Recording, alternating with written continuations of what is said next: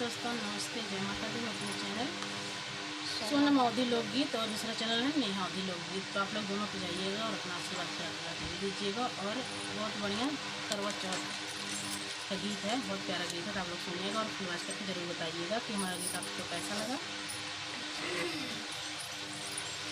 मगा मगा सखिया मले सुहागया जे करे मैया से। मगा मगा सखिया टले सुहागया जे करे मैया से। हम तो मांगिला या चरा पसारिया जे करे मैया से। हम तो मांगिला या चरा पसारिया जे करे मैया से।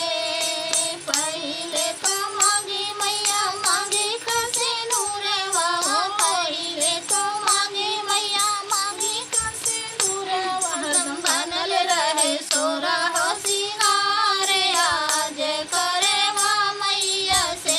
हरदम बनल रहे सोला हो सिंगारे आज करे मैया से।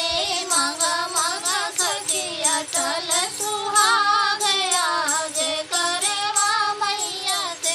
मांगा मांगा सखिया टल सुहागया जे करे मैया से। दूसरे में मांगी मैया लाली लाली चूड़िया। दूसरे में मांगी मैया लाली लाली चूड़िया। मेहंदी से भरल रहे हाथ आज करे मैया से।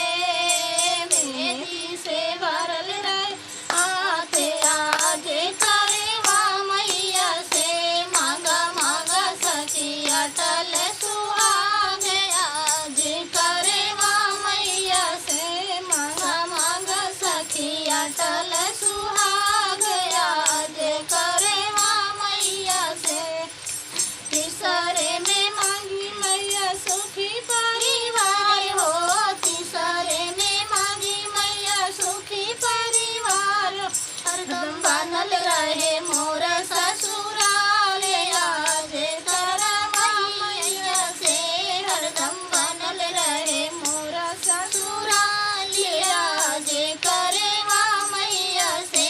मांगा मांगा सखिया टल सुहागया जे करे मैया से।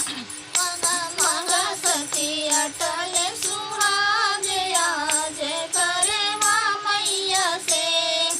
चौथे में मांगी मैया पाँव के रंगनवा हो। चौथे में मांगी मैया पाँव के रंगनवा। भजत रहे बिछुआ हमारे आज करे मैया से।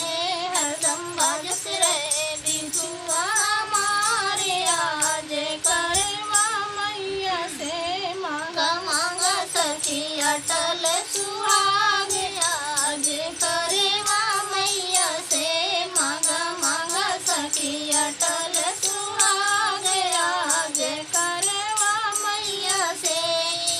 पंचवे में मांगी मैया चेहरा पसारो।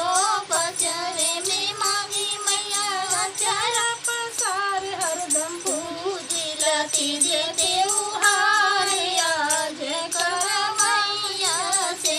हरदम पूजिला तीजे त्योहार आज करे मैया से। मांगा मांगा सखिया टल सुहागया जे करे मैया से। मांगा मांगा सखिया टल सुहागया जे करे मैया से। हम तो मांगिला या चरा पसारिया जे करे मैया से। हम तो मांगिला या चरा